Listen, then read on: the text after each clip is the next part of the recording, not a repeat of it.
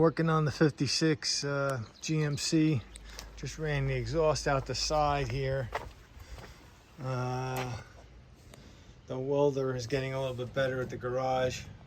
It's able to weld this together and attach it and run it out both sides. So it looks kind of, I gotta clean up the tip there a little bit, but let's see. There you go. Kind of looks neat. I'm gonna pick that up a half an inch, get it even with the other one.